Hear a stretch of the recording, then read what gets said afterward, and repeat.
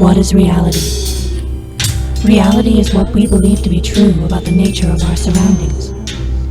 But how do we come to decide that true nature?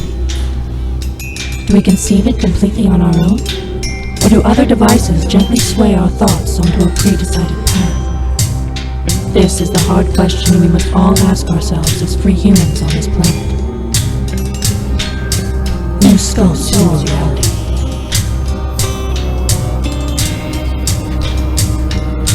Reality.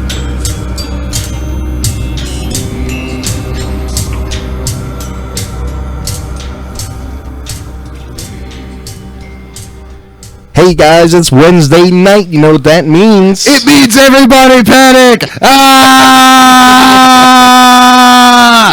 Welcome to Radio Free Radio, the home of the technical difficulties. Sorry for the late start, guys, but we do have a slamming show for you tonight. Once again, you guys have heard me talk about the Facebook group that I'm in with different veterans and people interested in researching the secret space program. And we had Penny on a couple weeks ago talking about some of the little bit of the stuff going on there between people, attacking each other and whatnot. I'm sure you heard that. Anyway, tonight we have Morgan Starr, another admin, secret space program researcher. She helped vet Tony Rodriguez. If you remember, we had him on a couple months ago or something. It was last month. It was, okay. I was going to say, has it been that long? It's been that long. Wow. So, without any further ado, Morgan, thanks for coming on the show. Thank you for having me. So, I guess maybe we start off a little bit about yourself. Well, as you said, I'm an admin, or one of the admins of the Secret Space Program group on Facebook. And we just, as you talked about, I think it was last week or week before, we had some problems with a man named Alfred Weber, who is also a researcher on the SSP, or in the SSP topic. And he does that with our admin. He does that exopolitics.com, right? Yes. Yeah, well, at .org, I think it is. But, I think .org might be Sala. Oh, okay. Yeah, I didn't know they had different sites. Yeah, they do. Okay.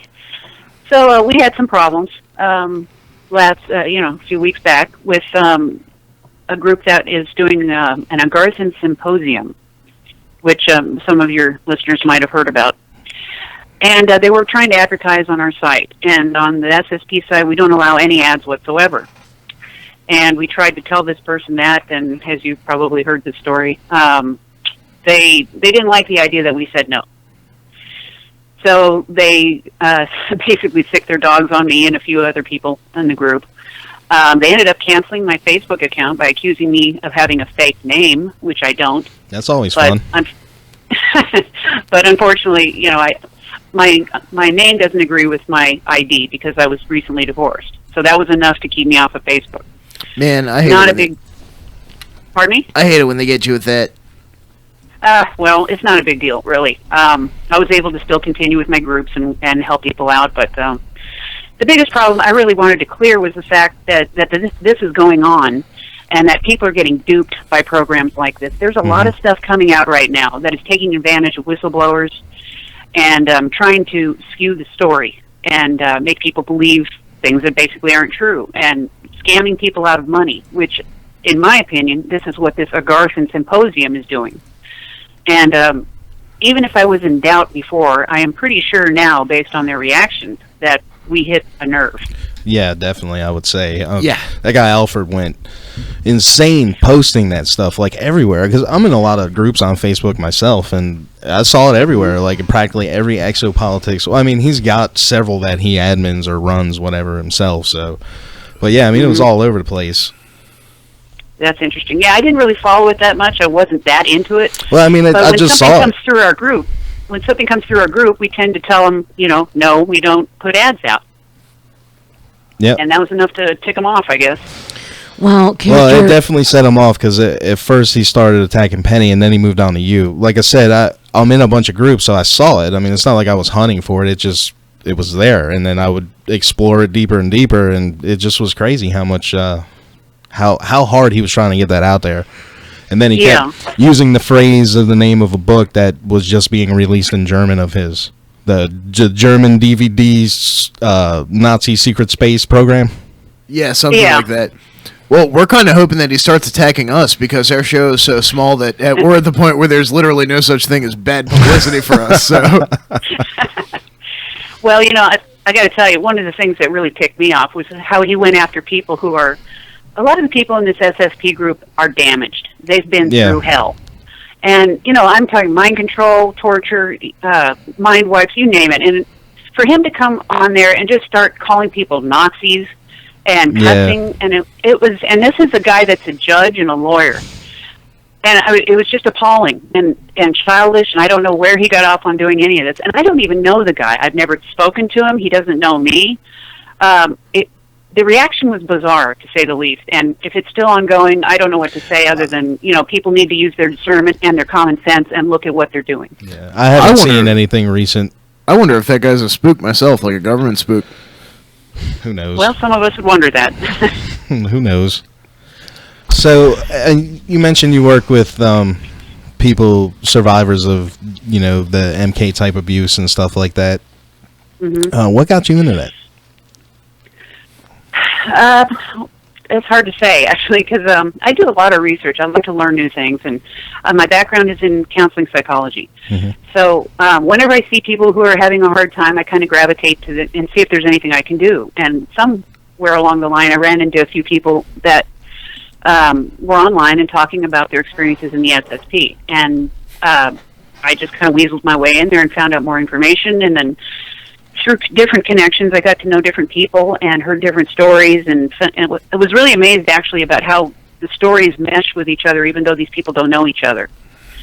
And and then I found the SSP group, where a lot of these people are coming out and trying to talk and have a safe place to share these ideas. So I got in there and tried to use my skills wherever they're needed to help people talk and feel safe and know that there's people out here who actually care about what happened to them, rather than just saying that we don't believe them. Because that's very harmful to have a story like this and have nobody believe you. Yeah. Right. Yeah. Or to experience these things and then come home with this story and be told and be said that you're crazy. Right. On top of all of that. So I just kind of felt the need to get in there and say, I care about these people. They're, in my mind, they're heroes. They've gone out there and they've done things, even though it wasn't, their own choice in some cases. They're doing amazing things out there, and they want to come out and talk about it, and it takes a lot of guts to do that. Absolutely. So I want to back that up. That's how I got into it. Dan?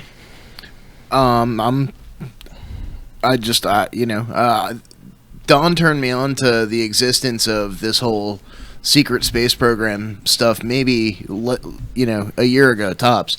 And, for the longest time, we're pretty big on conspiracy theories and looking on the horrible things that the government really is doing behind closed doors. Like, we've read a lot of Jim Marrs and Bill Cooper and, and lying to our faces about it. And we were involved with the whole, 9/11 disclosure for a long time after that happened. Mm-hmm. And,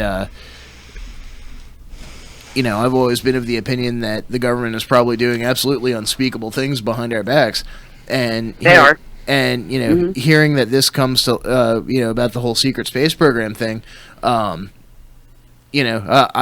myself was kind of skeptical at first, but I think that people who have been through this definitely deserve a platform to come forth. And, I'm happy to help provide that.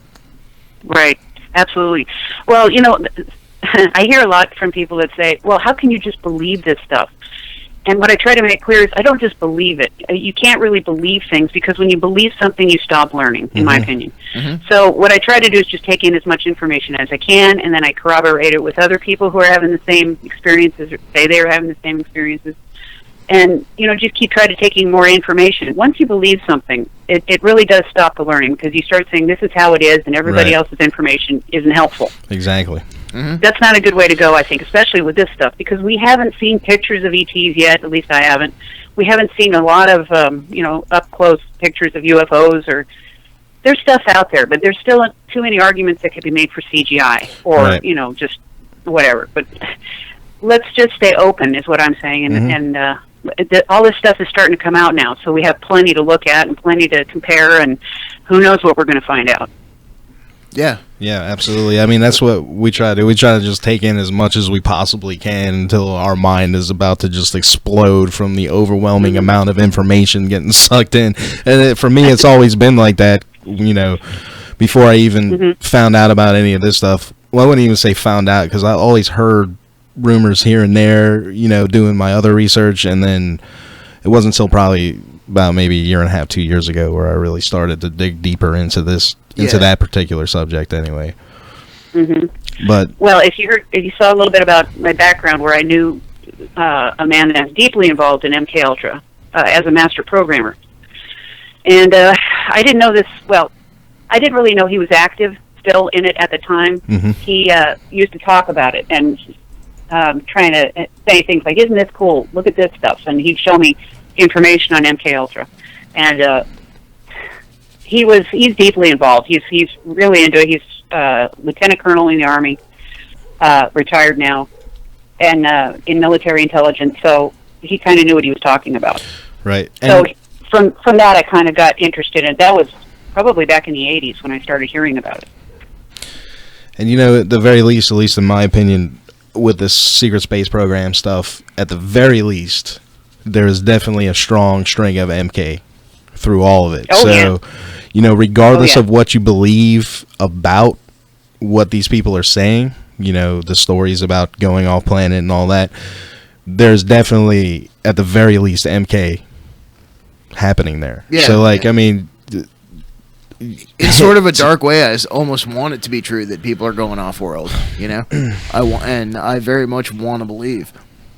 Yeah, it seems very likely to me. I mean, I have no proof, of course, but yeah, it does seem very likely. There are a lot of people saying this. But yeah, like you said, MK Ultra is involved in a lot of this. Or they have different projects now under MK Ultra. I think there's something like 147 of them. Yeah, and then and they're all after it got busted, they went underground. Mind control. Yeah, trauma-based mind control. And after they got busted, they went underground. Then they, just started naming it different things or not having names at all. Yeah, I mean. Yeah, I have heard that they're new, that they don't use trauma as much anymore in the space program. I don't know if that's true, but that's what I've heard. Right. That they use other ways of doing it. They have virtual reality ways of training now. Right. Chemical, all this different. So I don't really know what they're doing now. Yeah, I think, didn't Corey Good say something about, the Men in Black stick or whatever? Yeah, the Mind Wipe Prime. Something similar to that, a piece of technology. The Mind Wipes, yeah. It was a piece of technology. Well, yeah, anything to do with the memory, or controlling memory. It's pretty amazing to me what they can do now with, well, now I say, because it's new to me, but what they can do with memory control and wiping your memory with probably. What I've heard is they use really strong chemicals and magnetics and electrical currents, and they have a way to just partition off your memory so you don't remember what happened. And that's how a lot of these people are experiencing this thing, and then coming to where they start remembering a little bit at a time, and comes through in dreams, and soon they have full-blown memories, and I guess you call them flashbacks, and they don't know what the heck is happening to them. Right. And a lot of these people are the ones that are starting to come out now. When they reach around the age of 30, I've heard, is when this programming starts to break down. Mm-hmm. And a lot of them start coming out and looking for Facebook groups, believe it or not, to share this stuff, because where do you go? Yeah, I mean, really. If you go to a mental health professional and start telling them this stuff, they're going to, Not a good idea. Yeah. Yeah, I wouldn't recommend it. Yeah, we talk about frequently, science coming out that supports, the whole stories behind the secret space program. I got one here. I think we talked about this a couple of weeks ago. It's, would you delete traumatic memories? Scientists discovered how. And then there's another one about... Well, and if RT, anything that RT is reporting on, DARPA's had for 30 years, at least. Right.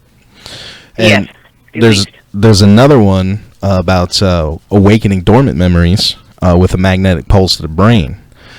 And it's just kind of funny. Yeah, it's consistent with what... Tony and I think Randy Kramer said the same thing after an MRI, that they got large chunks of memory back. Yeah. Tony if I remember, Tony did say that. He had an MRI, and then the memory started coming back, which I found really interesting. Yeah, and this article was from December 2nd, 2016, so well after he presented his case. And is on record saying that. So, I mean, it's not like they're making, the stuff that's coming out that's corroborating these people's stories is like coming out way after the fact, you know what I mean? Yeah. Well, I would like to say to anybody out there who thinks they're having some memories that just seem totally bizarre, like that might include aliens or including space or anything like that, before thinking you're too crazy, talk to people. I mean, look online. Maybe I'm even open for people to message me. Not that I know everything, but I have contacts and I have information that I might be able to direct people in. You might not be crazy. You'd be surprised how many of these people are out there now who are starting to come forward. I've met several, and just in the last few months, I've probably met 10, 15, and they're getting to be more and more. Yep. So you're not alone if you're feeling like this. And those who've been through my lab abductions, military abductions, that's also another part of this. And the memories can be blocked off, but they can start to come back, and you might feel a little crazy, but you might not be. I say chances are at this point in our history, you probably aren't. Right. That's a terrifying notion right there. What? But it doesn't have to be, and I know what you mean, though, but it doesn't have to be. A lot of these folks are scared. And, they've been scared to death, and they've been through a lot. Yeah, you just can't imagine. They have good reason. I mean, they've... Really? Like I said, the common thread here is trauma-based mind control. Mm-hmm. I mean, that just on its own is enough to, and break somebody. And early development trauma. Yeah, that's a whole other story. This a lot of these folks come from broken homes, not just broken, but I mean horribly abusive homes. And some of these programs seek out families like this because that'll do a lot of the work for them. Extreme trauma will cause, in some people, a partitioning of their personality, where they block off some of their personality. And this is what causes multiple personality syndrome, now called dissociative identity disorder. Right. And, they create these people in order to program them to do certain tasks. It's hard to believe for somebody who's never, studied this stuff or run across it, but it's actually pretty common. Yeah, it involves a lot of like neuro-linguistic programming type stuff, and like a trigger phrase or I hear now that they can just embed triggers in commercials, and the average person will be watching a commercial and not even know what the MK Ultra trigger is that they're seeing, but it'll be embedded in there, and anybody who's programmed to do whatever when they see it is going to do whatever when they see it. Right. Yes, there are also movies that do the same thing that are designed to keep these people, programmed. A lot of the disclosure comes out through these movies, but some of them also include programming, unfortunately. Yeah, I don't know if you're familiar with the show Firefly. Oh, yeah. Have you ever seen that? Did you saw the movie then? I loved it. You saw the movie then? And the part where she gets the trigger through the commercial? Remember that? And Serenity, then she just, I think you're talking about. Yeah. Well, I can't remember. The girl, River. Her name was River. She gets a trigger off the TV and then just annihilates everybody. She kills everyone in the bar, yeah. Yeah, that has been known to happen, unfortunately. Something like that. All right. Those are Delta programs. That's what's known as Delta programming. It's assassin programming. They have different, I don't know if you've heard that, they have different programming. I think Beta is a sex programming. They're designed to be, satisfy sexual, not predators, but clients, basically, and to blackmail people for politicians and whatnot. That's happening a lot. I can't remember all of them. I know Delta was the assassination program. And then Gamma was something else, and I don't remember what that was offhand. Then they had the total mind control. I don't know if there's any truth behind that, but I've heard that as well. It was another bit of program like total mind control. Well, they're very sophisticated in what they're doing, from what I've learned, and they know pretty much how to do whatever they want to do to you. Mm-hmm. And I'm not saying that to scare people. I mean, if you're not involved now, you probably will never be. Right. But, there are people who have gone through this, and they deserve help. They deserve our support. Absolutely. Not, being called a Nazi. Yes. Thank you, Alfred. That's unfortunate, because when when Alfred labeled one of our admins a Nazi, that was really that was really cruel, actually. Yeah, it was. because she did not have the choice to work for the Dark Fleet, which she ended up having to do. That was not her choice at all. And, of course, would not have done that had she that choice.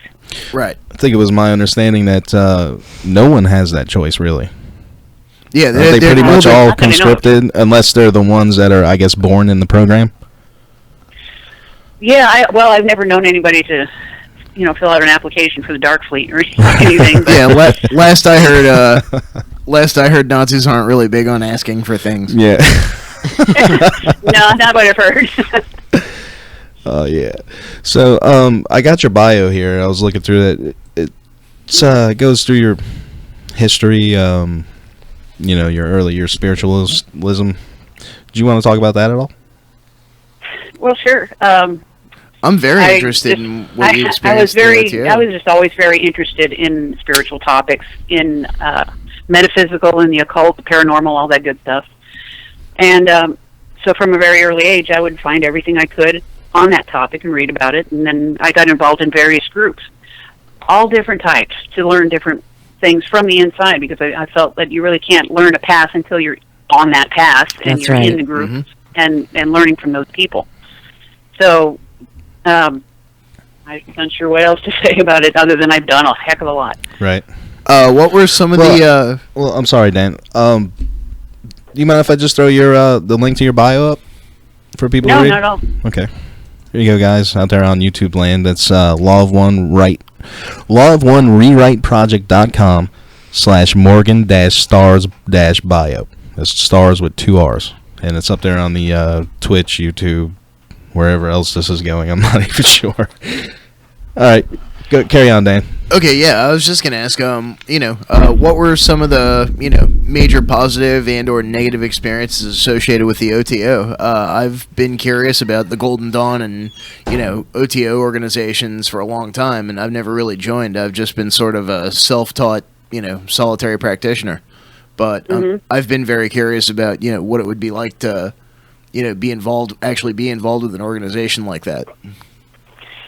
Well, my experiences of the OTO, for example, were probably a little different than most, I would think, because I lived in California at the time. I lived with some friends in a rather large house there in El Sprante, California, with the caliph at the time of the OTO, the head of the OTO, Grady McMurtry. And I was fortunate enough to learn directly from him, who I just called him the old wizard, and he had a wealth of information in his head about magic, Kabbalah, symbolism, sacred geometry, all kinds of things. So I studied under him for a while, and but I got to say, the OTO out there, it was not my cup of tea, because there was a lot of drugs going on, there's a lot of wild activity, use your imagination. Yeah. So, but I learned what I could, and I moved on. So that was one experience.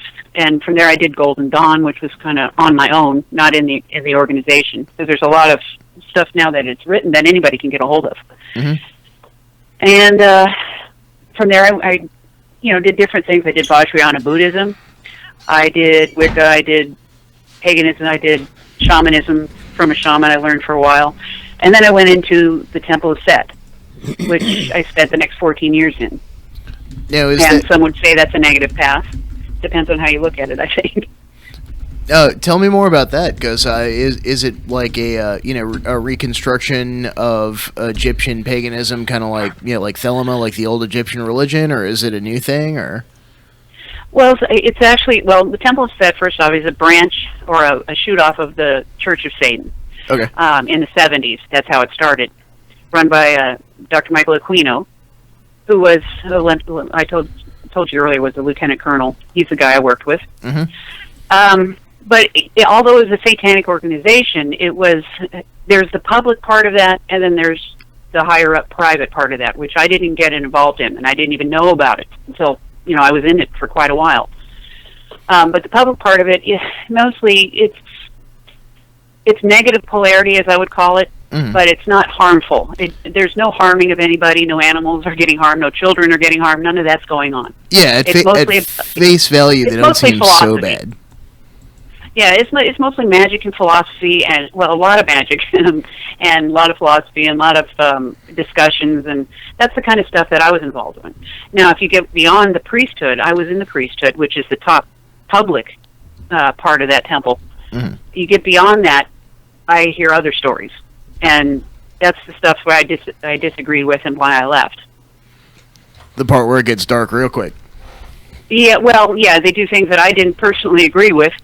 So I'm not going to stick around if I don't agree with a group. Right. But Yeah, absolutely. Are I we don't know talking if you have specific questions, I can answer that, but I don't. Are we I didn't talking really like want to go with Bohemian that. Grove type stuff, or? Pardon me? Are we talking like Bohemian Grove type stuff? Were they involved with, Yes. with the Grove? Yes, there was. Yeah, there was that, and well, Dr. Aquino was highly involved in the government. I mean, he was friends with Cheney. Mm-hmm. Oh, so he was probably an attendee. Yes, I have no doubt about that, actually. And you know, there was just a lot of things going on. There was a daycare thing going on in the 80s in San Francisco that he was apparently involved in, but got completely cleared of. And it just, you know, some really shady stuff. And since I've left the temple, I found out a lot more that was going on. But I do love that I went through that, though. I don't regret it, because actually learning the negative side of magic and what I call the negative polarity has given me a greater insight into the positive polarity. And that balance has been very important in my life. Yeah, it's just like we were talking about earlier. You got to take everything in, the good and the bad, and try and figure it all out. I have a question for you, Morgan. Regarding okay, here we go. Sorry. Eat it. Okay, I watched Tony Rodriguez's interview and his discussion about his experience with his abduction and what had happened to him.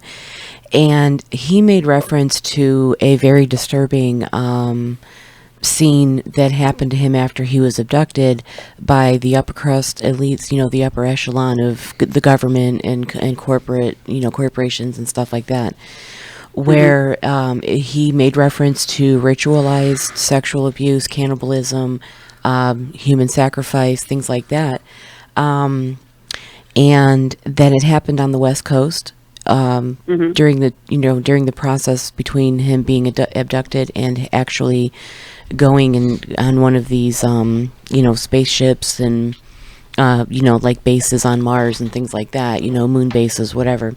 So the question that I have for you is, do you know about that? Was that directly related to the Temple of Set and their actions that you disassociated yourself with?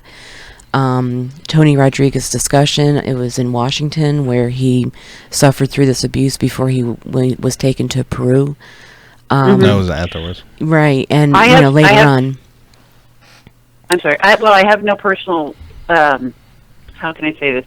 I don't have any evidence that links the two. Right. However, that kind of stuff, from what I've heard, it was going on. Have you counseled? I'm not surprised. Have you counseled anyone? There were a lot of leaks. I'm sorry?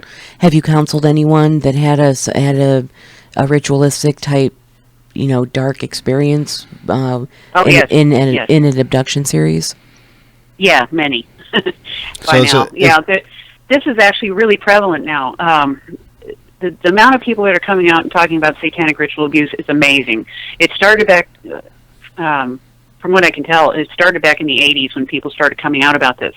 And it hasn't slowed down, despite what the media will have people believe. Mm-hmm. This is ongoing, and not just satanic ritual abuse. This is happening in other religions, right? That have cult-like tendencies.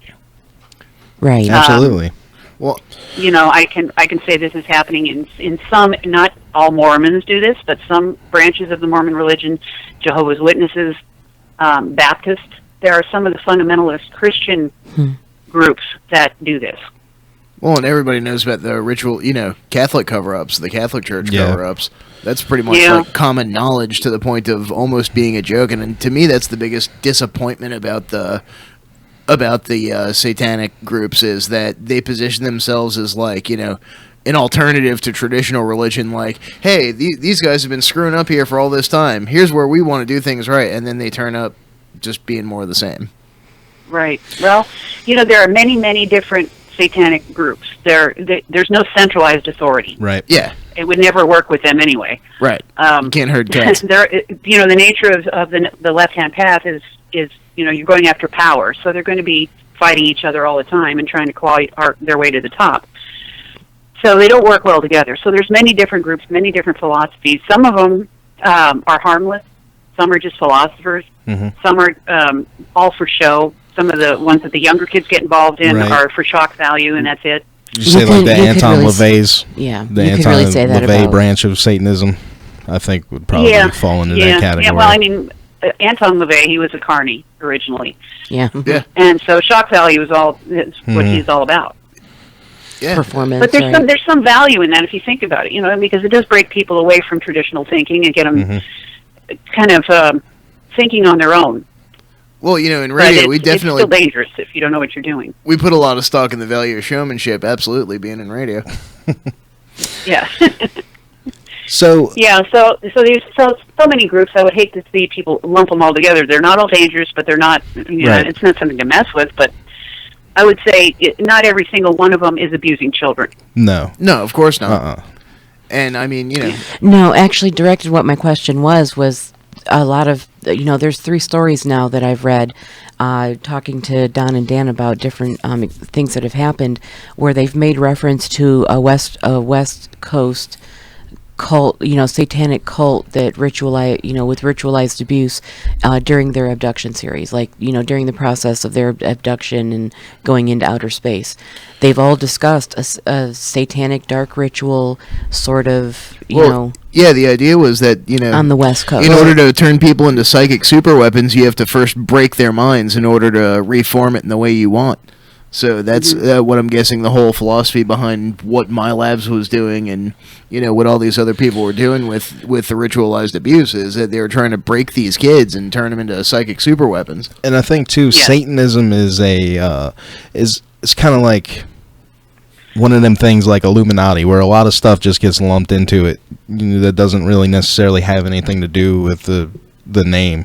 Yeah. Well, I mean, if we're going by Anton LaVey's Satanism, I've taken a look through the, the 11 Satanic Commandments and the 9 Rules or whatever, and I'm about 2/3 of the way there, 7 out of 11 on the Commandments and, 6 out of 9 on the Rules. Some of them don't make any sense, like, what was it? It said, if somebody is to annoy you in your own lair, torment them without mercy. Like, that seems a bit much. I'd just ask them to leave. I'd be like, I think Dan, you're bugging me. Can you go away? Like, I think Dan and I had this conversation like a couple weeks ago. I think that was mostly his shock value. Yeah. He's still trying to shock people, or he was. So, changing paths here, I see that you've created this website called the Law of One Rewrite Project. Yes. Would you like to explain what that is, why you got it started? Well, a few years back, in the early 2000s, don't know the exact year, I found the raw material, the Law of One books by LL Research. And for those who don't know, it's channeling that was done in a scientific setting. Very interesting how it was done, and you can read about that in the books. But it's from apparently a 6th-density being, a much higher being, consciousness that came through Carla Ruckert, who was completely in a trance at the time, or actually out of her body. But there's a whole bunch to read on that, how that works. And this being gave 5 books worth of really interesting information that has since been confirmed by the parts of it that have science in it have been confirmed to be true by scientists. Other things, predictions have come true. Most of it, though, is philosophy and a way to live and to approach spirituality. And when I got into that, it just felt like something I had known all my life. All of it seemed very familiar to me. So I kind of have a love for this material. But it's written in a way that it's extremely hard to read for most people, because of the syntax is really weird. The words chosen are kind of strange. It's very wordy and difficult to read. So I decided I wanted to put it out there for people in a simpler language, which is what I've tried to do, and explain bits and pieces that I've learned along the way from the material. So that's what I did with this website. I created I guess I'm calling it a commentary, because I'm taking each section of it and kind of rewriting it in simpler English and putting a couple comments in there to help people understand it better. And I ask on there for other people, if they have ideas that it could be worded better, please let me know. It's not just my project. It's just kind of a gift that I'm giving to the world that hopefully other people will also input. Do you so think everybody can understand it. Do you think that I'm just curious about something? Do you think that maybe the reason it was wordy and difficult to kind of wrap your head around is maybe the angelic interpretation, like, you know, trying to interpret what this message was from such a source of energy and light? You know, do you think that might be the reason why it's influenced that, you know, that could have, I guess what I'm asking is, could that have been an influence in why it is so wordy and hard to read? Well, yeah, actually, yeah. I think it's because this is such a higher consciousness. They've had to step down some really complex ideas to our third density level. Right, and it's going to be necessarily wordy, and they're very specific in the words that they chose. So it's kind of hard to put in common English without losing some meanings, which is why I did the original and my rewrite next to each other, so people can compare them. Mm-hmm. It's not just, like I said, it's not just my word against theirs. It's more like, look at what they said, and here's an interpretation. Hopefully it helps, if that makes sense. Well, it could be a key to understanding if somebody else read that and said, oh, that's what it means. Oh, that's what it means. You know what I mean? Like, yeah. You know, when it really sinks in. That's the feedback I've been getting from people saying it helps them understand what is a book a little bit better. It's a very valuable set of spiritual teachings, in my opinion, that I'd like to see more people be able to access. Now, if I'm remembering this right, the not the channel, I guess what they were channeling was, it's a 6-dimensional social complex, correct? 6 density. Yes, density. I think my understanding, and some people disagree with this, but my understanding is that there are many dimensions inside one density. Right now we are in 3rd density with a physical reality, and we are apparently moving into 4th density, which is a different kind of vibration or frequency or whatever you want to call it altogether. Mm-hmm. And these teachings are kind of designed to help you make the transition. Right, so this is like a collective of consciousnesses, right? So it's not like just speaking to one individual. So I think maybe that... Ra is apparently a collective consciousness, a group consciousness. Right. So it's this is actually required reading from what I've heard in the SSP. Yeah, I've heard that. I've also heard they on the Cosmic Disclosure show that Corey Good was saying they were telling them to stay away from it. Yeah, that should tell you something. Don, could you... I mean, he's since then, you know, been like, has read it and, you know, whatnot, but he said I guess he was in Solar Warden, when he was in Solar Warden, they told him, you know, it's a bunch of garbage or something. Could you put the link for the book series that she's talking about on the Reality Brief Facebook page? I sure can. And then I can take a look at it closer later on. And if you want to check out her... That's really great work, Morgan. If you want to check out her breakdown of that, it's just lawofonerewriteproject.com. And I'll post a link to that on the Facebook page as well for you guys. There's also a link up here to their Facebook study group, which, yes, I'll be signing up for that. Oh, great. Yeah, send me that link on Facebook. It's right there. Okay, so... Thank you, Morgan. Let's see, where are we? Okay, what time is it? 8:51. Good. All right, so, let's see, we talked about your earlier path down the left-hand side. Do you yourself have any recommendations or any experiences or memories of being off-planet or being on Mars or Sirius or anything like that? No, I don't, but I've just had some interesting experiences over the last year just talking to different people who have been in the program. And because of my genetic history, if you want to call it that, my grandmother was a Bauer. And the Bauers, as I said on my bio, is part of the Rothschild family. So there's some genetic anomalies that have been passed down, and I've gotten some of them, which I've been told is reptilian in nature. So because of that, I've been learning more about that aspect of my history and my life and all that. But it's kind of strange, but I don't have any memories actually of being anywhere else other than here right now. About how many people would you say that you've helped, you've counseled through, you know, MK trauma or similar? I'll just say MK as like a general blanket for, you know, trauma-based mind control. Yeah. No, well, not a whole lot, because you do this online, and it would be much more effective to do it one-on-one in person. But I can only do, what I can through internet services. But Right. I would say, oh gosh, I don't know. In the last 10 years or so, I've been talking to different people. I'd say there've been about 20, 25 or so. That's pretty good. You ever thought about opening like a practice? Yeah, I have. Part of doing that, it would require going through more education, which I wouldn't mind, but Right.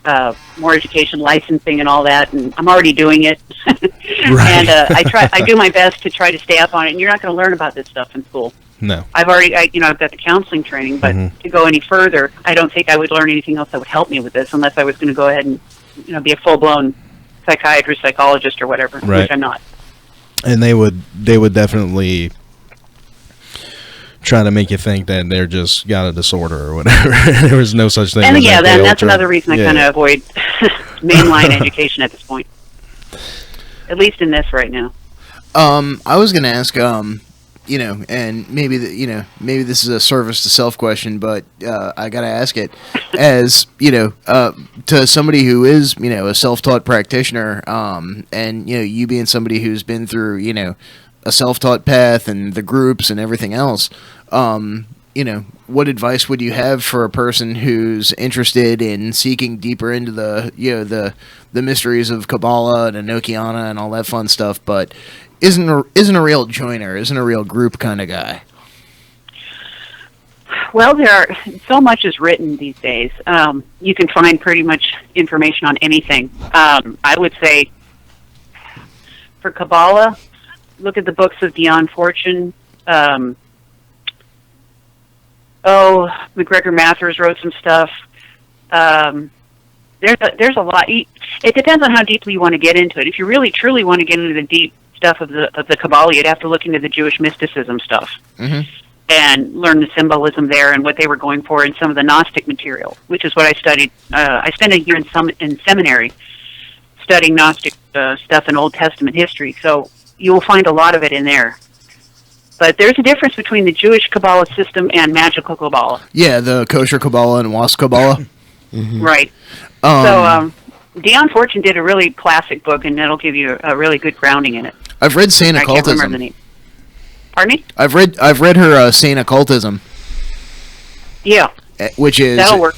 definitely a cornerstone. And actually, Lori here, you should tell her about what you just picked up, that just because it's so cool. Oh, okay. So Dan offered me to read Modern Magic by Donald Michael Craig. That's an excellent book. Yeah. Oh, wow. I just can't put it down. So That's an excellent book, especially for beginners that want to get into ceremonial magic or learning how to magically protect yourself. That's a really good book. It's a good basic beginner's book, and I think he's revised it a couple times. yeah, Huge textbook. Yeah, it was my 101. Yeah, I've got several years in, I have a strong foundation. To read this book, I feel like it's that part of my path that's, evolving into something different than it was, 20 or 25 years ago. I've been pagan for almost 30 years. Pretty much my whole life I say that because, even though we did take a Christian path for several years, it circled back around to the beginning. And, when I completely converted to paganism when I was 17, so I'm 44 now. But it's a different perspective completely. It's like when you reach up and you don't find anything, these are the things that you find when you reach up, and it's all in a book. So Dan let me borrow his copy. Okay, so I got the first 70 or 80 pages and said, this isn't possible. I have to give this book back and buy my own copy. So I went to Amazon, right. So I went to Amazon and, I looked up the book and everything, and the choices that came up was like $86, $58 for that. I'm like, whoa, why? Like, okay, so, the little new and used bargain things that you see at the bottom. So I clicked that link and found one for $2.36. And now you know why those prices go up on Amazon like that. What happens is when there's a really good book on magic, or a whistleblower writes a book or something like that, sometimes you will see them for $200, $100. As people start listing them as high as possible. It's insane. But the reason for that, though, is because they don't want people to read these things. Right. Exactly right. And So I'm glad you got a copy of it. That's a really good book. well, I got the package came in. I was at Dan's house, and so when I got home, and I knew what it was, so I put it in my bag when I went back to Dan's house, and I wanted to open it with him, right? Because I was like, oh, I have my own copy, right? Like all excited. So I open it up, and I'm looking through it, and there's no highlights, no marks in the notes, in the margins, anything. So I was really happy that it, it was kind of a clean copy. But I'm looking through it and look over it, and in the first couple of leaf pages on the front leaf page, on the cover leaf page, it's signed. And I looked at it, Wow. I said, no way. So I turned the page Signed over. by the author? Yes. So I turned it Wow. over and felt it, and it's a pen indent on the other side, on the opposite side of the page. So I'm like, look at this, dude. This is signed. Like, this is a signed copy of this book. It's just crazy. And it came from a thrift store in, like, Michigan or something, Wow. Yeah, It really makes you Hang on wonder, to- like, where did this book come from? Yeah, like, how did this get to me? It's like, yeah, we were talking about What it. Like, what path did this take to get here? it's like, all in all, I got a signed copy of Modern Magic for $6 with shipping. Well, we had Not bad. we had this show. We did a show maybe about a month ago talking about this guy John Quincy St. Clair, and he's this guy that if you go look up through the U.S. Patents Office and look up John Quincy St. Clair, and he's got all these crazy inventions, and two of them. One of them is a personal chi amplifier that. Basically, you can build it out of two parabolic pieces of metal and a length of coaxial cable and a small diode. And then the other one is a remote viewing box that doesn't require any fancy electronics, and it's supposed to reconfigure space to match up with your natural third eye geometry and boost your power as a remote viewing. So we're talking about building one of those. Wow. Hey, we got another call coming in. Another call. Let me know how that works. Yeah, I'd love to. Sounds like fun. Here, we're going to go ahead and add this other call. Hello, caller. Caller, you're on the air with Reality Brief and Morgan Starr. Oh, hello. I'm on the air? Yeah, you're on the air. You're on the air. All right. Well, hey, Morgan, love you. I just wanted to say that with the Law of Wanderers, I still think the most important thing is meditation, is what their message is, to get to know yourself. That's a good It point. sounds like very sound advice. Yeah, I was actually going to be asking that question in just a minute. You got anything else? Oh, no, that's it. Thanks, man. Okay, Love you, thanks for Morgan. calling. Bye-bye. Have a good night. Thanks. Well, before I got there, I was going to ask, how do you think, now you've got all these different magical schools and all this, how does that factor in with the Law of One for you? Hello? Hello? Morgan? Here, hang on. Hey, are you there? Can you hear us? I'm back. Oh, okay. Sorry. Yeah, I guess when the other call cut out, it put you on hold. Did you? Oh. Jeez. Did you get to hear the question? No, I didn't. Okay. We have all these different. It was more of a comment. Well, no, it was a what question. What It dude was a had to question. say. We have all these different magical schools, right? How do you feel that factors into the Law of One for you? And that's a question to me? Yeah. Oh, okay. Well, shoot, anything that teaches the Law of One is going to fit in. I mean, it depends on the school. Right. Most of the right-hand path schools, if they are truly right-hand path, will teach that everything is one, that all is one, that we're all working together. The ones that don't, that are asking for money and your loyalty to things that you don't even know yet, I would stay away from those. I would say that's not Law of One. Yep, sounds like very sound advice as well, and that's a part of why I've been so squirrely about joining like any sort of magical organization.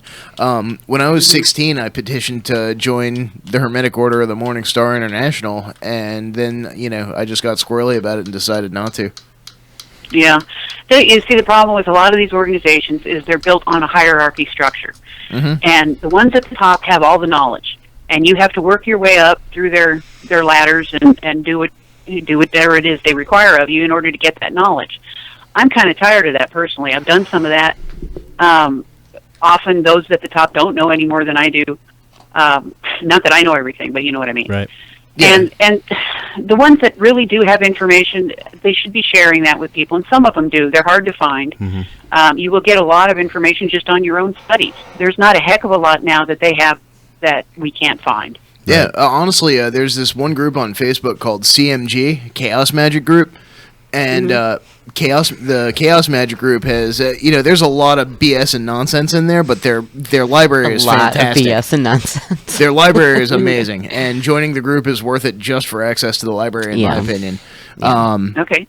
And there's a huge outpouring of knowledge, and that's, I think, what appeals to me about this whole chaos magic thing, is that it is so decentralized. Not to get sidetracked into politics, but me personally, I tend to lean towards agorism and anarchism myself. And so that's why I absolutely love this huge outpouring of knowledge. It's ultimately just democratizing access to source. Yeah, I think it should be open to everybody. It's just my personal opinion. Well, we are coming up on the break. Did you want to hang out for the second hour? We got some Secret Space Program related stuff to go over. If you wanted to hang out, you're more than welcome. Awesome. Yeah, fourth man. There you go. We'll be on break somewhere around 5-8 minutes, something like that. When you hear the music go off, then we're back. All right. I don't know. We don't have a way to. I wish we had that right at this point where we could put callers on and talk to them off the air. But right now, you'll get there. No private conversations ever. All right, so we're gonna hit the break, and this is www.radiofradio.com, and you're listening to Reality Brief.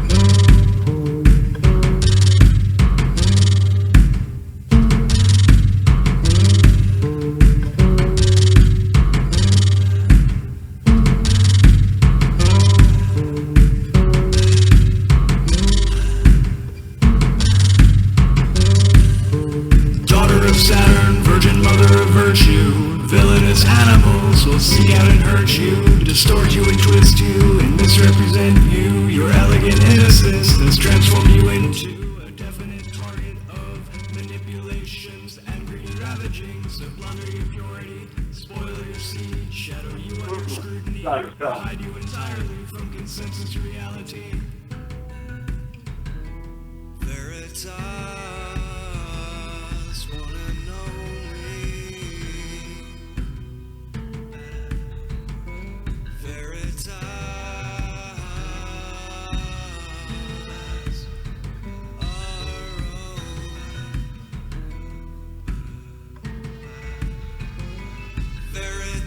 own. Veritas, we will find you. We will know you.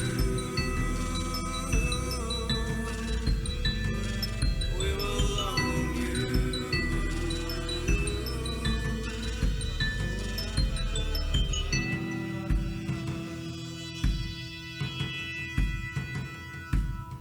Seeking her endlessly, she's ever elusive.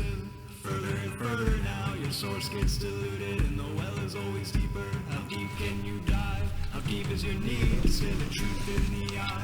The truth is that you hide from her. You are vulnerable. Hey guys, we're back. Sorry about that. And freezing to death. Freezing. Morgan, are you there? I'm here. Okay, sorry about that. A little bit. Like I said, this is www.radiofradio.com, home of the technical difficulty. And freezing to death. So Our we're secret back. undisclosed location. Your station for hypothermia. So we're back broadcasting from Antarctica. It's a little chilly out here. We saw some spaceships just a minute ago. Did you It's really? Pretty cool, yeah. No, you didn't. We were heating ourselves Shut your next mouth. to it. So we're back and we're with Morgan Starr. Hello. Oh, you know what? Hello? Yep, I'm here. Yep, turn it off. Thanks.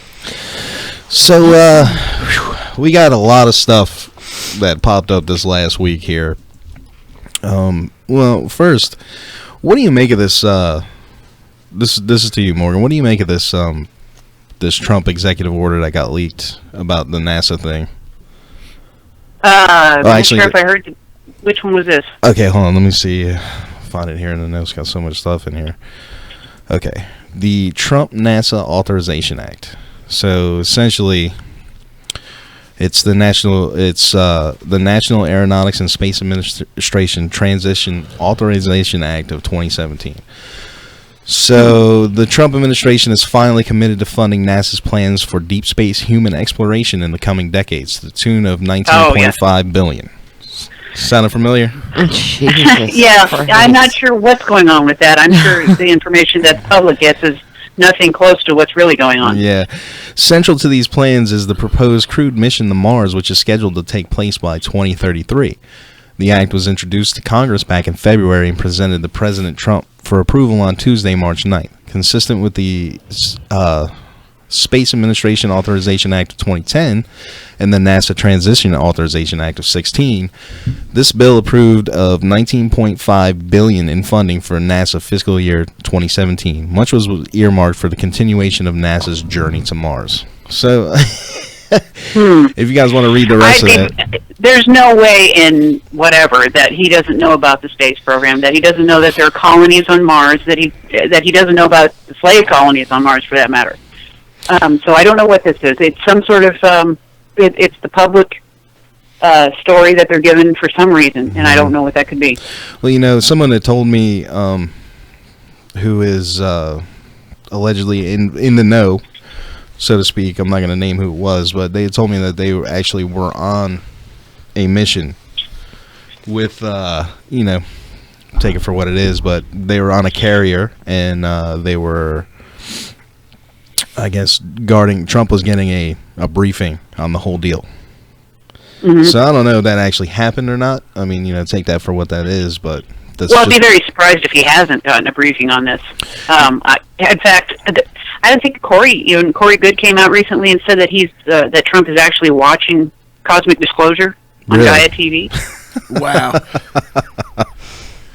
I'm sorry. So, I'm sorry. That just cracks wouldn't me up. surprise me. That just cracks me up. yeah. You know. So I don't know if that's true. Then he already. Well- but I'm sure he gets his information elsewhere, not just from TV or internet TV. you know? Right. Yeah. Do you think that they've been briefing presidents this whole time? Oh heck yes. Really? Oh yeah. I I think they all know. They would have to know. Have you ever seen the movie National Treasure with Nicolas Cage, the second one? Yeah. When Uh-huh. when he kidnaps the president. Okay, I'm going somewhere with this, Don. Okay.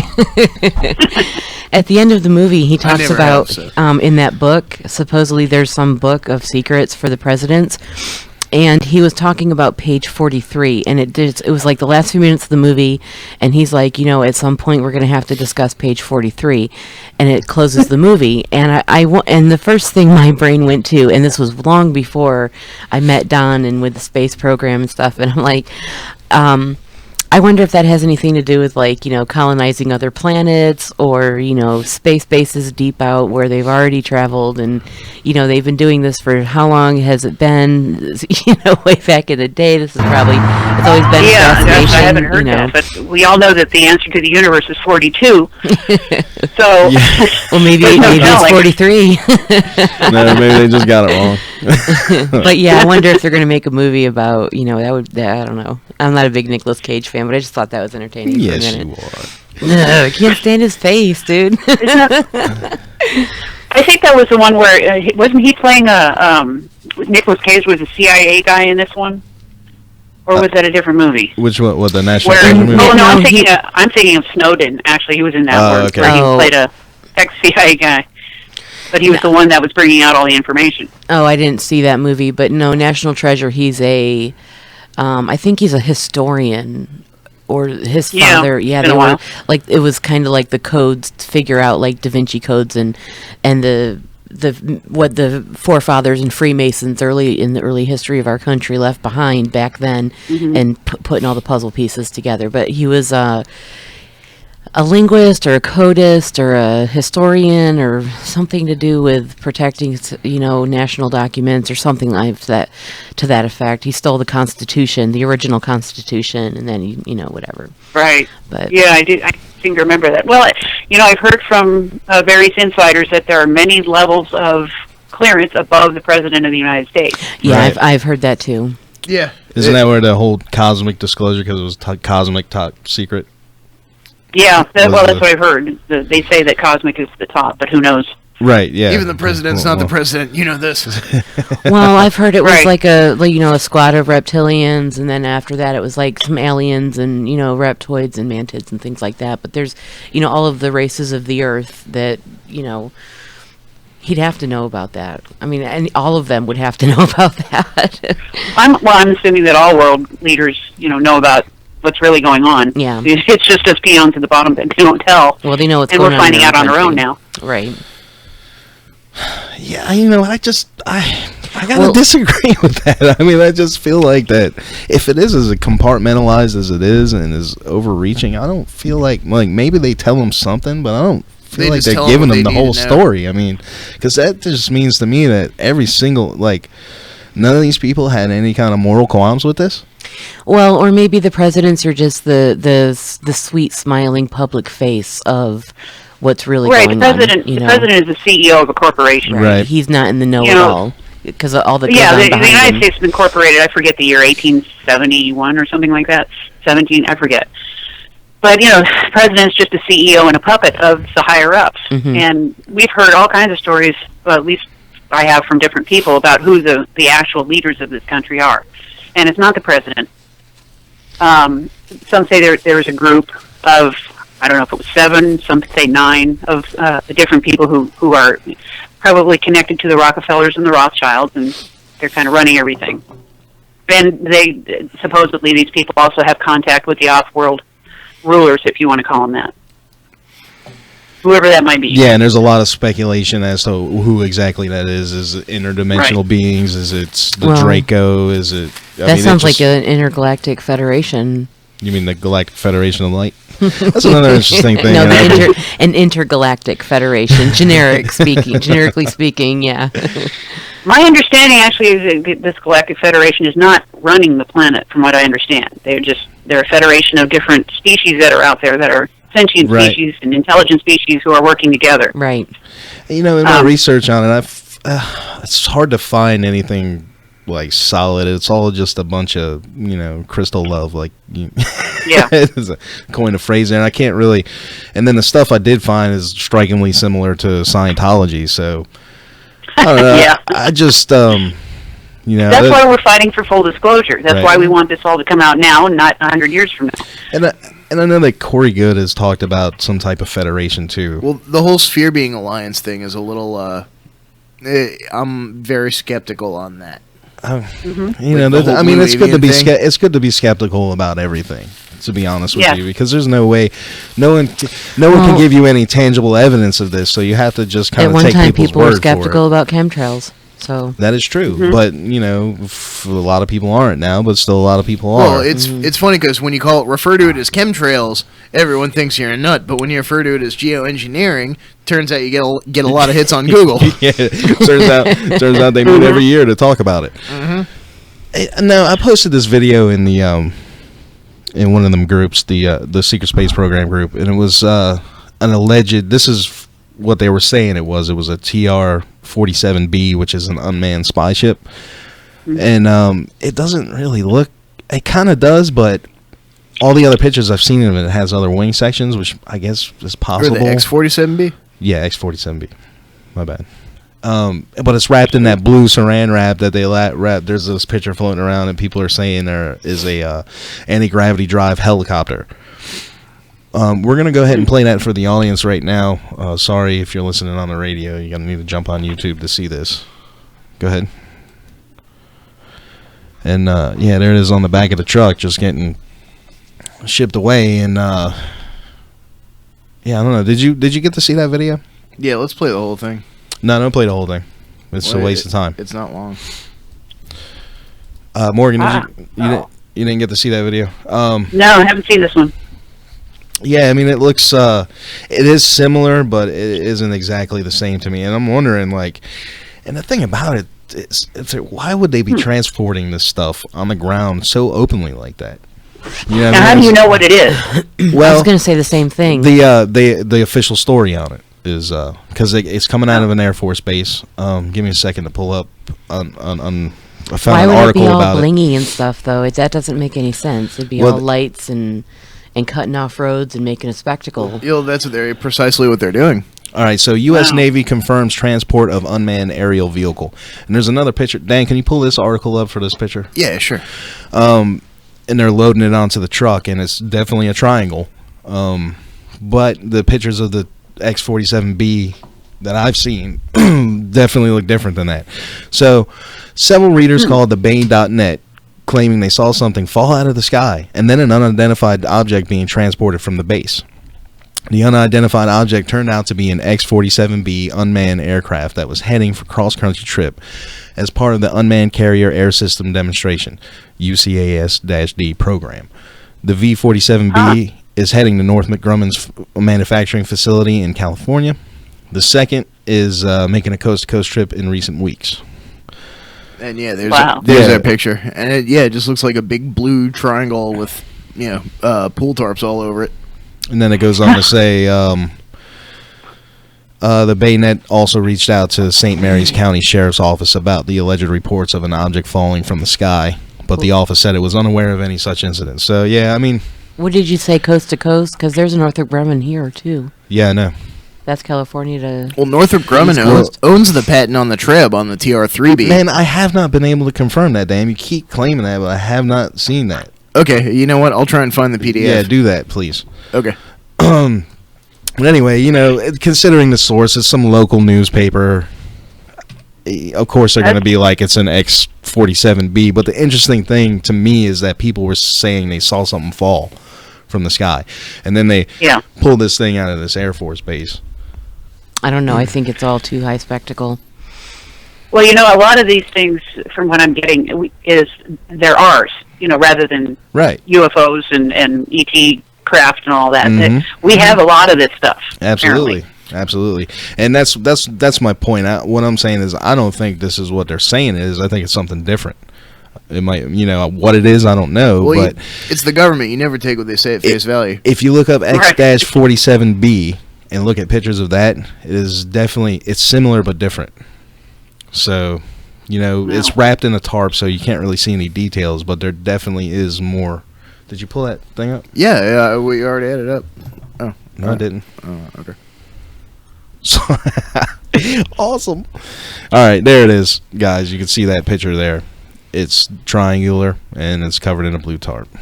Yep. That was pretty clear. That was interesting. I'd never seen that before. Yeah. Well, what does your picture look like? I actually Don? found that. It makes me wonder if they're What's not your showing picture off. look like? What, of the 47B? Yeah, you said it was It's got similar, but extra wing sections. well, show it. Put it up on the thing. Dan's gonna have to find it. He's got that on there. So, although that's interesting, in that one photo in the photo gallery here, it's not a blue tarp; it's a silver tarp. Yeah, that is different.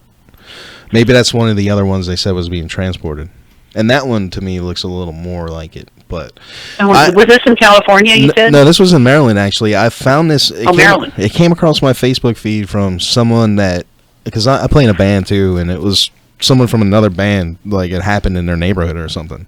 Yeah, Paul Tuckson. And they were posting about it. I was like, what? Yeah, it's pretty crazy. I didn't find it through, any of the places you would expect to see that. It was weird where it came from. But, yeah, it's just another one of those things, what? Well, I'm hearing that some stuff is falling out of the sky over Antarctica and southern Australia, and people are seeing all kinds of things going on over there. So yeah, I don't know if a war is going on or going on in Australia. I don't know. I've heard all kinds of things. Yeah, I've heard all kinds of things. We had a video a couple shows. I don't know if it was last show or the show before last, but it was of a fireball over New Zealand. Yeah, there's been a lot of stuff like that popping up lately. Yeah. Well, speaking of Antarctica, have you heard about the green ice? I have green ice. Yeah, it's pretty. No, I haven't. Okay, well, I haven't heard that one. Everybody's gonna hear about it now. So this is from theexpress.co.uk. You can go there if you want to check out the whole thing. Global shock: the Antarctic is turning luminous green. Massive expanse of bright green ice, 20 times the size of New York, and they don't specify city or state, has been photographed by a NASA satellite on a 10, routine. 9, 8. What's going on? 7, 6. Oh, we don't want to hear that. 4, Yeah, 3, I don't want to hear 2, it. 1, 0. Have ignition. That was me. How did that happen? Did you hear that, Morgan? No. Oh, okay. Good. They didn't go out on It was air. a countdown from 10 to 1, like we were going to blast off or something. It was pretty freaky. So, a massive expanse of bright green ice, 20 times the size of New York, has been photographed by a NASA satellite on a routine flyover of an isolated corner of Antarctica. Been a police show. Well, Greenland. I mean, there are things going on there, so it could just be people working there and lighting up the ice, I guess. I mean, or it could be something else. They said it was 20 times the size of New York. Well, from what they say, they're unearthing a huge civilization that was buried under the ice there. Yeah. So I don't know how big the project is that they got going on, but I'm sure they got lights there. But green, that makes it kind of interesting. Right. Well, if things are warming up, it could be an algae bloom. That's one theory. The luminous-looking green ice already covers about 650 square miles, about 1,000 kilometers, and it's growing by the day. They got a slideshow if you want to pop it up, Don. Yeah. Oh, you got it up there? Yeah. All right, give me 1 second. Put that up for you guys. You guys have new stuff. This is great. Let's see. NASA scientists who spotted bizarre green ice are among the thousands of routine survey pictures taken from 700 miles up by U.S. satellite Landsat 8, and they're baffled. So, as ever, aliens have been blamed by online conspiracy theory forums. Welcome to Reality Brief. New Schwabenland is having a good crop this year. Yeah. New Schwabenland Nazis are growing weed under the ice. Oh, no, we're turning into an incubus again. Okay, so, but of course, NAFA boffins, is that what, or whatever, offered more credible alternatives. The best theory climate scientists have come up with is the freakish green tinged ice is probably due to a massive bloom of phytoplankton.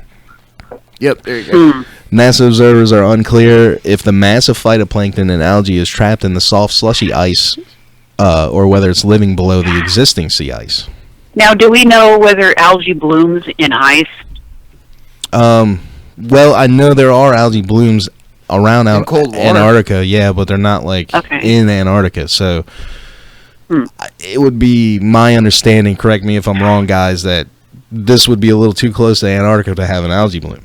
Not I if it's don't know related about to that. subsurface volcanic Because activity too. isn't there like a striking lack of sulfur or nitrogen or something in those Arctic areas? That's why they say that sea life can't grow. Normally there's a lack of oxygen because it's too cold for oxygen to mix back with the water properly. But if, let's say, what if there's geological heating coming from under Antarctica itself? Especially if any of this hollow Earth stuff is to be believed, then there ought to be a shitload of heat coming out from under the ice. No doubt. So Well, I think I did hear that it was heating in some areas. Mm-hmm. And I don't know if that's due to activity under the ice that they say is going Yeah, on, well, or what was that? something else. A few months ago, we were talking about that. well, just last week they were talking about a chunk of ice the size of Connecticut breaking off. Yep. And it looks like from the pictures that this is a chunk of ice that's like separating. So it is possible. I guess it could be, And an algae bloom, but it would be. It's just crazy. There's something going on to create. This isn't a normal. Yeah.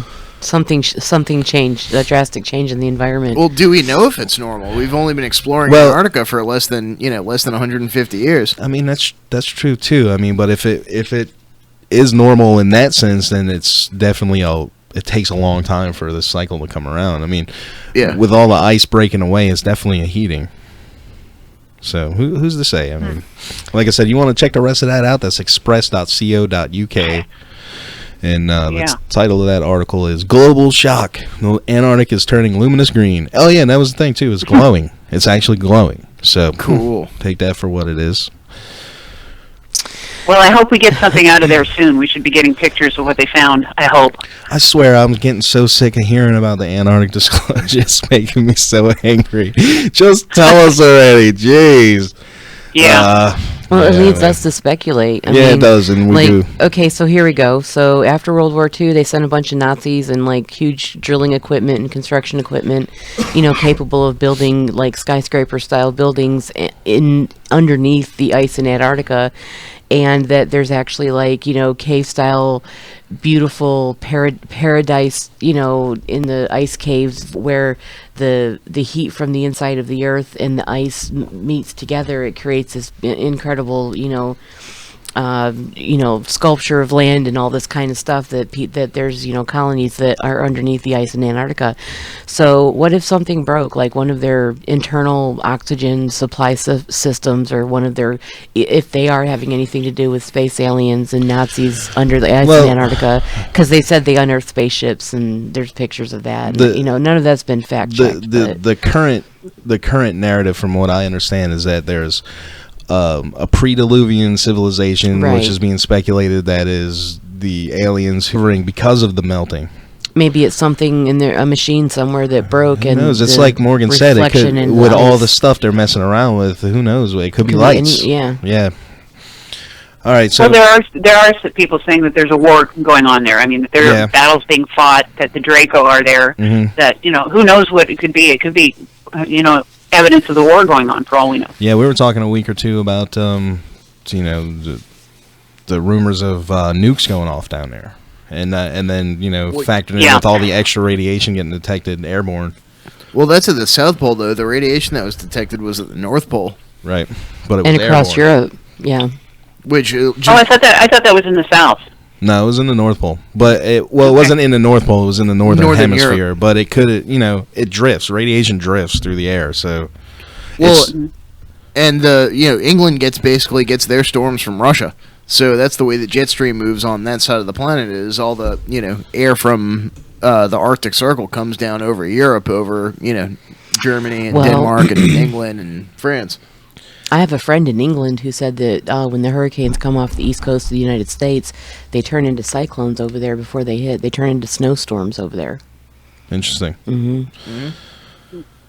Well, there is speculation, too, that, if you've looked into any of the hollow earth theories, obviously there's bases under the ground, DUMBs, at Deep least that we have. Bases. I believe there's a strong possibility there's, ET or pre-Diluvian stuff underground as well, but as far as the hollow earth theories go, that there's an opening at the south and the north, I mean, I would consider them two different things, like the the hollow Earth theories, and then just deep that's underground. Something I was never sure about that. I always hear that there are big openings in the North and South Pole. I've never seen them. I've never seen pictures. I've seen some that look like they could be CGI. Right. But it makes more sense to me that there are definitely, there could be civilizations under the ground. They're huge caverns. Geologists have said that our mantle is full of honeycomb-like caves, that some are as big as Texas, like Corey Good said. Right, yeah. So who knows? It's a natural process that they form, too. Well, the Native Americans believe that the first civilization to occupy this earth and where the Native American tribes originally originated from came from inside the earth. You talking about, what was it, the Anasazi? The Anasazi, yeah. The Aborigines in Australia had similar mythos, going back to saying basically like the first people came out of Ayers Rock. I mean, I myself, I'm sorry, go ahead, Morgan. Well, they said the Mayans, I think, had cities that they found that were abandoned now, but they found them underground. I don't know why they haven't put any pictures out of those. Well, I haven't even heard that. Oh yeah, the Mayan. There are several Mayan underground cities that have been abandoned. They say under the jungles there. Wow. Wow. Yeah. Well, and what's it? There's that one huge cave in Cambodia that's like big enough to fly a plane into. Where is this? Cambodia. There's also a sink over in Russia, and they said it gets bigger, a sinkhole, and it gets bigger every year. They don't know what's causing it. They don't know how to stop it, control it, or anything. And this thing is massive. Like I don't remember the comparison that they used, for how big this thing is in miles or whatever, but it's huge, and getting bigger every day is kind of thing. They should name it after Lindsey Graham. Interestingly, actually, there's mention in the Law of One about the garment of the earth, the outer garment of the earth will start showing cracks and fissures, and I forget how they worded it, but they said that was going to start happening, and this is what we're seeing: sinkholes and cracks in the earth and all kinds of things now. I mean, going back a little bit, just a little rewind. I really. I'm a firm believer of a pre-Diluvian civilization. Call it Atlantis, call it whatever you want. There's just tons of evidence that show that. I mean, after the last there's Ice even Age. speculation where these ancient places of where these places were, like off the coast of Bermuda, off of the Great Coral Reef in Australia, off of the southern pole of Africa. Just about everywhere there's a coastline. 12, 13,000 years ago, it was above sea level, and there's all kinds of stuff there. You remember back in 2005 when there was that big tsunami in India, and when the water rolled back out, they found that, I forget what it was called. Yeah. It was like Shiva's, college city or whatever. You know what I'm talking about? Yeah, they found a whole city that was sunken right there on their beach. Wow. And it was like a mythical lore city where, it was created by one of the gods, and it was used for... educational purposes. And there it was. The ocean had uncovered it. Yeah, Wow. when the water came back out, it uncovered it. Yeah. Wow, that's That's pretty And, rad. you got stuff on the coast of Japan, you got stuff in the Gulf of Mexico. Course, I mean, it's just all over the place in Mediterranean. South America too has a lot of. And I think know. that's pretty much a given now that there were civilizations here and that something happened. Yeah. And we've had to start over again. I wonder if there's any correlation between these ancient civilizations and, prehistory UFO sightings, because they mostly come off of the coast of South America, Australia, Africa. Basically the southern hemisphere. Yeah, I see a lot of things about fishermen in like Indonesia and out in the Central Pacific, seeing huge spacecraft that are moving at like 2-3 times the speed of sound underwater. Yeah, there's so many in long back in history stories. Christopher Columbus himself, there was an entry in his journal that a very, very detailed recalling of this sighting that he had of a giant spaceship breaching the ocean surface and going up into the sky. And this is in his journals, Christopher Columbus's journals, yeah. Wow. Well, kind of. Yeah, this stuff has been going on a while. Yeah, definitely. Kind of shifting gears a little bit. I guess you'll have to watch this a little bit on a delay. Sorry for that. I came across this video. You know, there's a lot of talk about within the secret space programs, various regeneration tanks and grafting of limbs and stuff like that. And I actually found this video of a Marine getting a double arm transplant, and apparently it worked. And so we're gonna go ahead and play that for you guys so you can check that out. It's pretty interesting. It's only a minute or so long. And I apologize for you having to watch it on a delay, Morgan. Not a problem.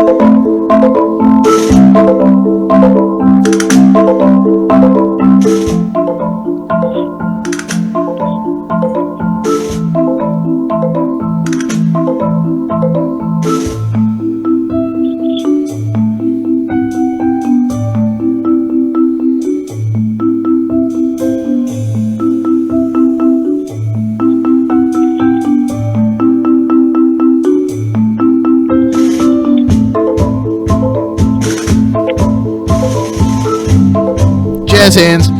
So, you know, it's just like what we've been saying this whole time, like, you know, previous shows. We even came up tonight.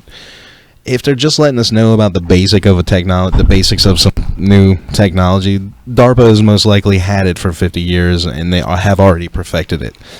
So whenever stuff like this that comes out, it kind of, you know, goes along with that whole SSP narrative. Well, they it make just makes you movies about think. that kind of stuff, and I think I guess this is very slow disclosure, I guess, because from what I've heard, they can regenerate limbs using holograms, using Really? hologram. Yeah, the way they do it is they have somehow with the DNA they put it into whatever computer system they have. I have no idea the technical, details of how it works. But what they say is they put your DNA in, and it reads that, and it creates like a hologram. And you have to lay very still for I don't know how long, but it creates like a hologram where your arm was. Say if your arm got blown off. And slowly the cells regenerate and start building a new arm. And they say within just a few hours, in some cases, new limbs are there. Wow. So it's kind of like a photonic blueprint. I mean, it is speculated. Something like that. Randy Kramer talked about this. Some of the other super soldiers have come out and talked about this. It's amazing technology. It's hard to believe for people down here, but once this comes out, it's going to be for everybody, hopefully. It makes sense because it just takes us a different understanding of the way, the nature of the universe itself. I mean, if everything is truly based on a photon, why wouldn't that be possible? To me, it seems possible. It doesn't seem that far-fetched. No. Well, I thought it was pretty cool when they'd caught the pictures of the, single... Your mic's not on. What? Oh. When they'd caught pictures of the single photons and they look like Merkabas. Yeah, that was interesting. That was in the I guess David Wilcox show, Wisdom Teachings. Do you watch that at all? Do I watch that? Yeah, I read about that on definitely. Fizzor. I love it. Did you see the one where he was showing the capture of the single photon, and then he twists it around and it's a Merkaba, and it's also I did see that one. If you look at the other way, it's the Templar cross. Yeah, it was damn interesting. Wow, that is interesting. Some of that mystery school kind of definitely knowledge that they let out a little bit at a time. And they say, I guess the Crusades or whatever, they were supposed to have picked up on a lot of that ancient Gnostic knowledge, and that's what they kind of carried on through the Templars and everything. So it makes sense. This might be a drip of that too. The whole photonic DNA and limb regeneration stuff. We found this article at SOTT.net. Actually, Penny posted this in one of the groups. It's actually very great. Thanks, Penny. Shout out to Penny if she's listening or does listen. Yeah, go ahead, Dave. Researchers revealed DNA-based fast supercomputer that grows as it computes.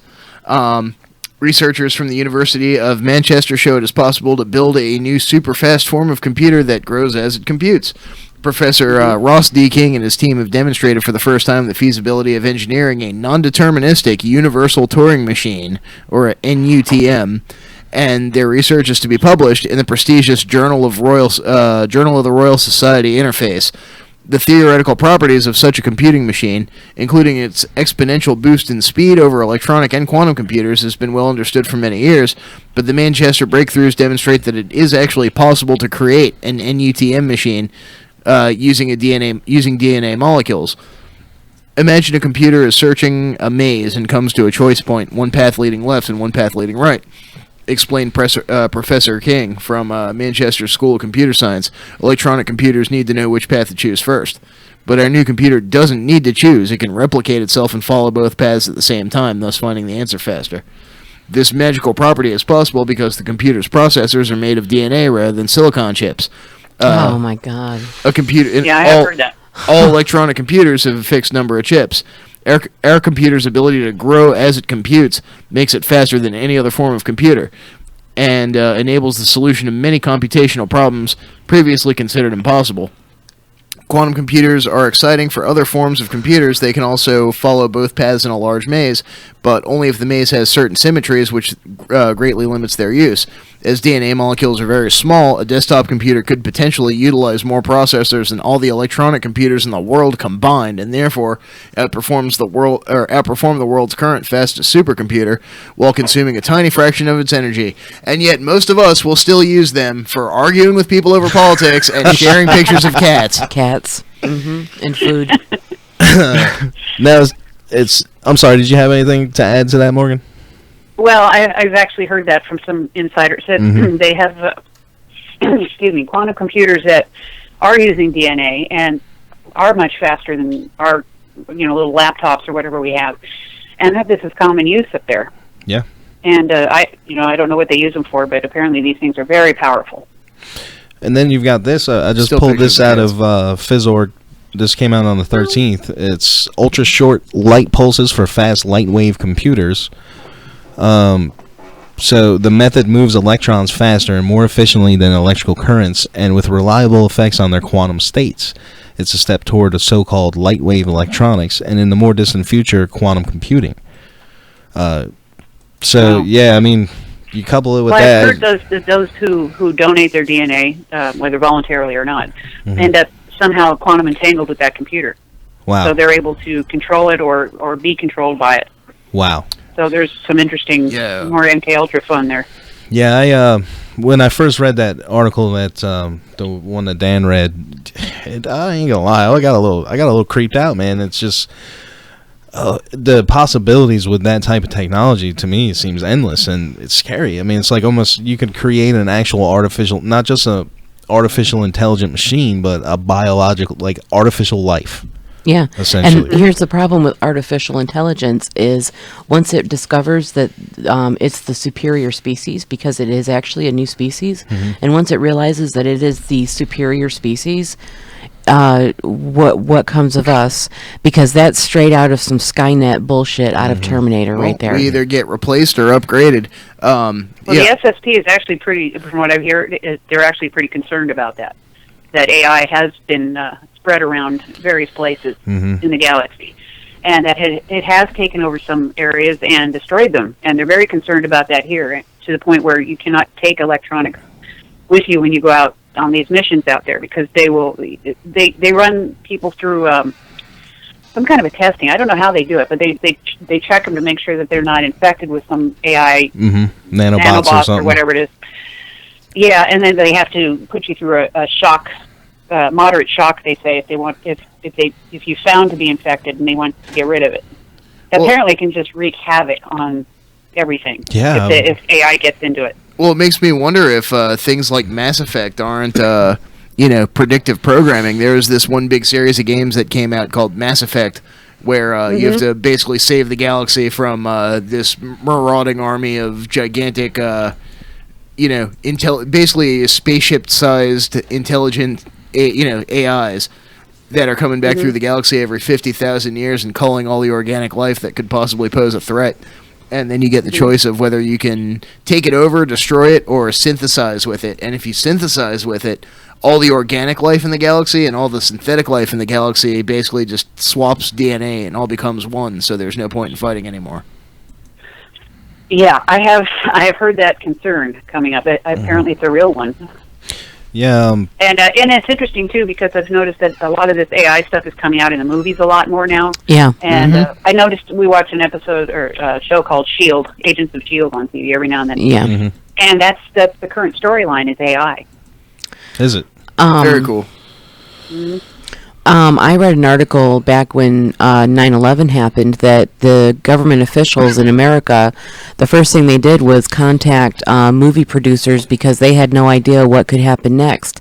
And, you know, talking about this artificial intelligence, space travel, warps, you know, sound barriers, wormhole travel, back and forth through time and future to past and etc. You know what I'm saying? That this isn't already happening because if you see a movie about it, that's what's going on.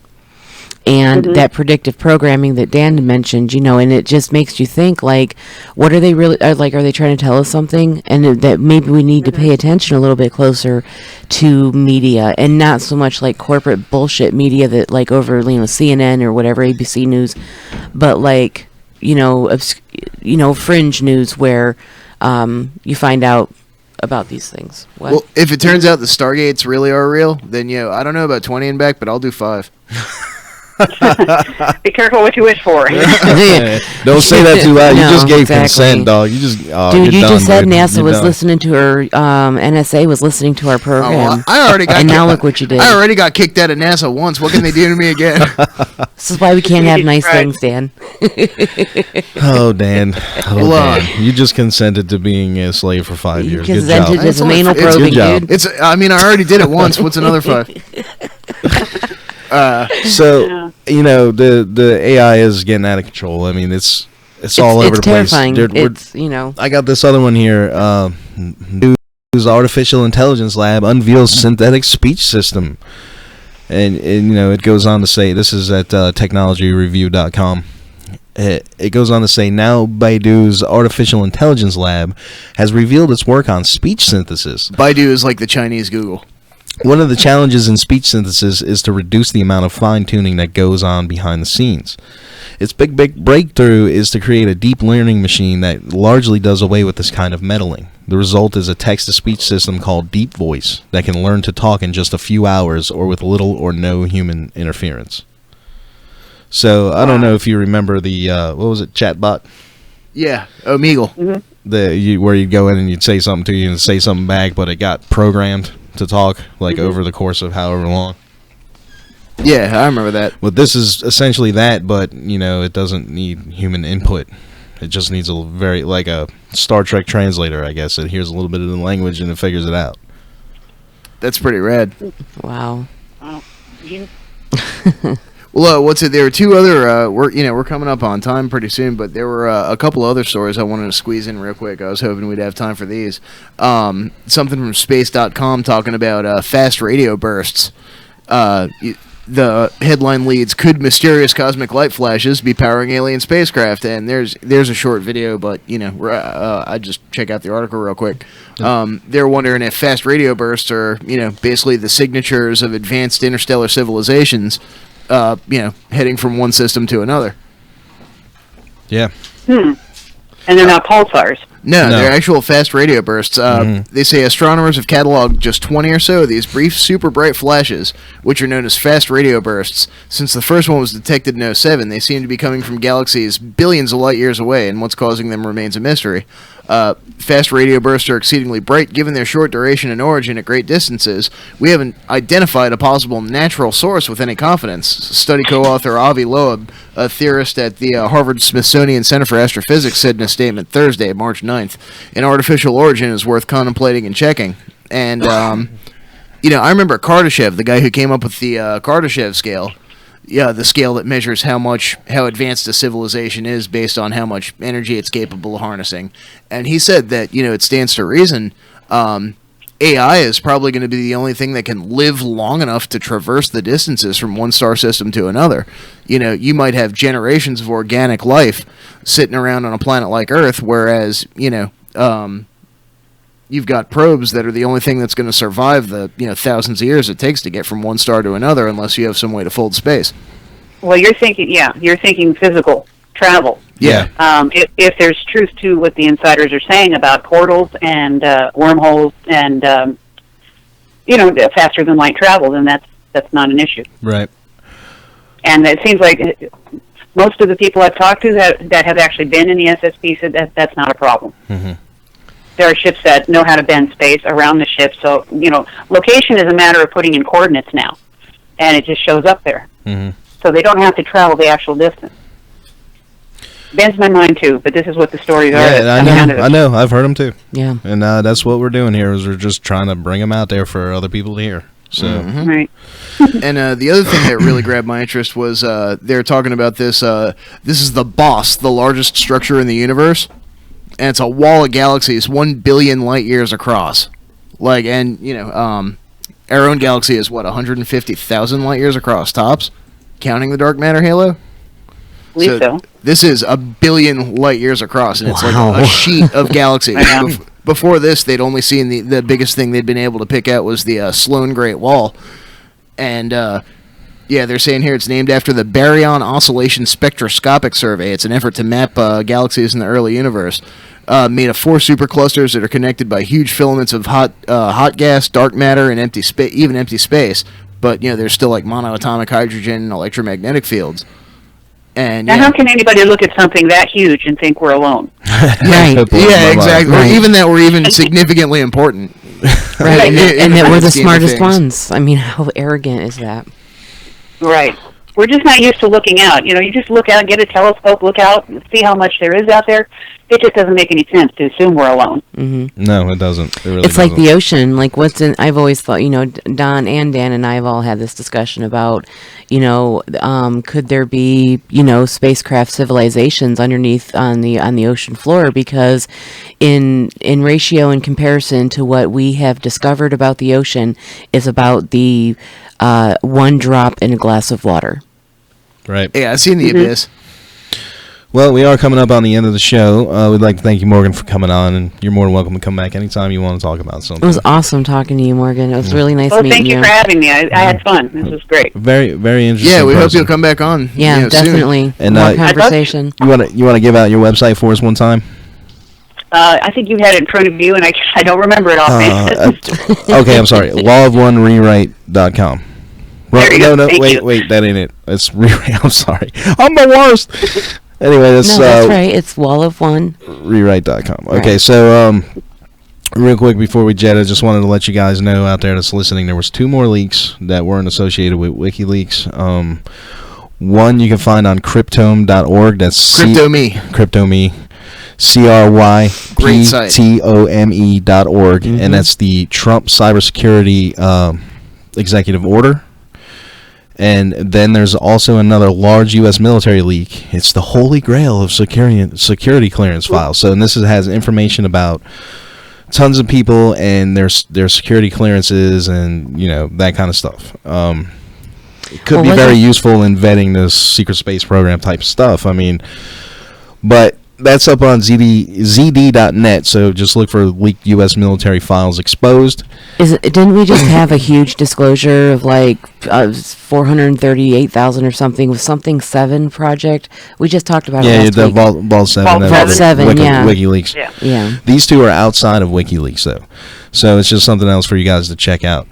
And we do have the jet, so we'll see you next time on Reality Brief, www.radiofradio.com. Thanks for listening, guys. Good night, everyone. Thanks, everybody. Bye.